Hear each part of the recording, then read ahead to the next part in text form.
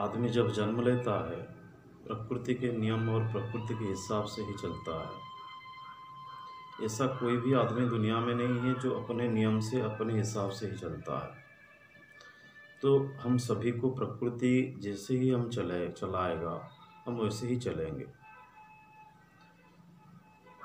तो जमाने से पहले जो गुरु लोग थे, जो वर्णाश्रम था, जो आश्रम धर्म था, जो गुरु धर्म था, पहले गुरु शिष्य को परीक्षा करते थे कोई भी दीक्षा या शिक्षा देते वक्त।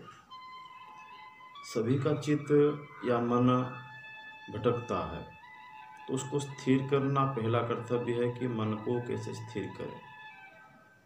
और अपने मन को स्थिर करने के बाद ही कोई कर्म में हम लग सकते हैं। जैसे कि गुरु बताते हैं अपना मन जल्दी कैसे स्थिर होगा, इस शरीर कैसे शुद्धि होगा, और अपना बुद्धि कैसे तीव्र होगा, शरीर में ऊर्जा कैसे उत्पन्न होगा, और शक्ति कैसे प्राप्त होगा। जिसे कि हम खाना खाने के वक्त पहले से ही कितना सारा क्रिया करने के बाद ही खाना खाने बैठते हैं। जैसे कि नहाते हैं, हाथ पैर धोते हैं, शुद्ध होकर ही खाना खाने बैठते हैं। तो शुद्ध होने के बाद ही साधना में प्रवेश करना चाहिए। अशुद्ध आत्मा कभी साधना में प्रवेश नहीं कर पाता है। और भक्ति जागृत होना जरूरी है अपने आप अंदर में, ना कि जबरदस्ती भक्ति को जागृत करके आप कोई भी कर्म करने के लिए जाते हैं। वो कर्म असफलित होता है, यानी कि सफल नहीं होता है। तो कोई भी साधना करने से किसी का भी पूजा कर सकते हैं, कोई मना नहीं है। भगवान खुद भी मना नहीं किए हैं कि आप मुझे पूजा करो और भूत प्रेत का पूजा मत करो। वो बोले हैं भगवत गीता में, जो जिसका पूजा करता है वही फल प्राप्त करता है, उसी योनि का फल ही प्राप्त करता है अंत में। तो आपको तय करना है आपको कौन सा साधना करना है और कौन से साधना में आपको मुक्ति चाहिए या क्या चाहिए, यह आपको ही तय करना है। क्योंकि भगवान सभी को बुद्धि दिए हैं, सभी को दिमाग दिए हैं सोचने के लिए। तो खुद को ही सोचना पड़ेगा हमें क्या करना चाहिए। और सोचने से ज़्यादा अच्छा है कि गुरु से सलाह लिया जाए। अगर गुरु से सलाह लिया जाए या गुरु बना जाए तो गुरु ही क्या करते हैं, हाथ पकड़कर आगे लेते हैं। अपने को रास्ता देखने का, ढूंढने का ज़रूरत नहीं।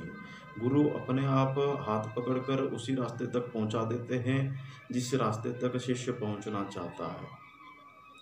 तो दीक्षा एक महत्वपूर्ण अंग होता है। जैसे कि मंत्र दीक्षा, तंत्र दीक्षा, गुरु दीक्षा, ये सभी गुरु के माध्यम से ही मिलता है।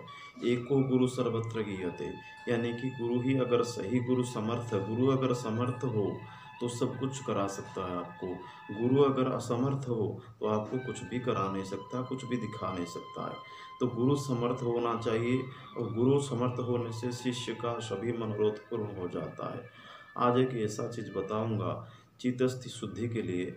यहाँ का एक यानी कि महापुरुष अच्युतानंद का एक बड़ा सा तंत्रोक्त लिखावट है, जिसको मैं ट्रांसलेट किया हूँ हिंदी में।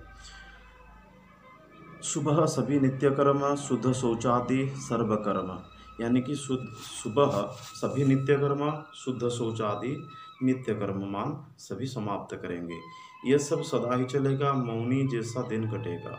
यानी कि ये सभी कर्म आपका सदा ही चलेगा। 21 दिन का साधना है, 21 दिन तक आपका ये चलेगा और मौनी होकर दिन कटेगा। मौनी यानी कि आपको मौन रहना है दिन भर, 21 दिन तक किसी से बातचीत भी आपको नहीं करना है। दिवस के मध्य भाग में भोजन करेंगे आनंद मन में। यानी कि दिवस के मध्य भाग में आपको भोजन करना है, वो भी अभिशान्न भोजन करना है। और उसके बाद रात को भोजन नहीं करना है। सहस्र संख्या नियम से जाप करेंगे, दाहिने हाथ से आपको जाप करना है, और सहस्र संख्या से नियम करके आपको जाप करना है हर रोज। रात्रि में भोजन नहीं होगा, चित्त को वश में रखेगा।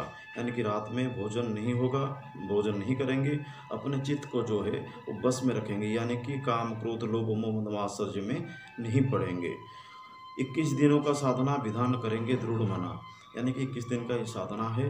दृढ़ चित्त वाले, जो जिनका चित्त सही स्थिर मना है, वो वही साधना करेंगे।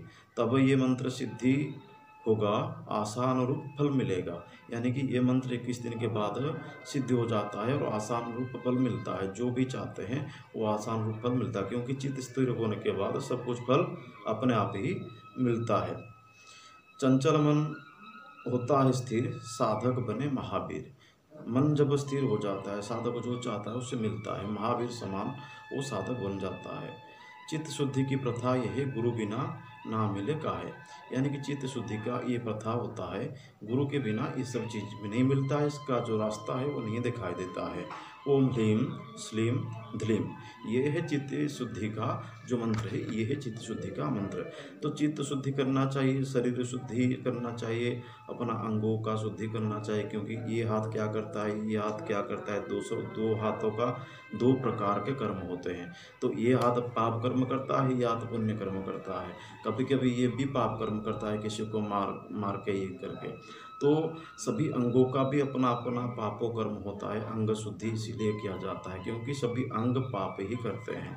तो अंग कैसे पाप करते हैं, मन कैसे पाप करता है, चक्षु कैसे पाप करता है, कर्ण कैसे पाप करता है, ये थोड़ा थोड़ा सभी को मालूम है। फिर भी मैं आपको बताऊंगा कैसे सभी अंग प्रत्यंग हमारा पाप करते हैं हर रोज। तो आज जान गए आप कि चित्त शुद्धि कैसे होता है। तो चित्त शुद्धि बातचीत को स्थिर करने का मंत्र मैंने आपको दिया, और अगर इसमें जानकारी ज़्यादा चाहिए तो संपर्क कीजिए। महादेव शंभो।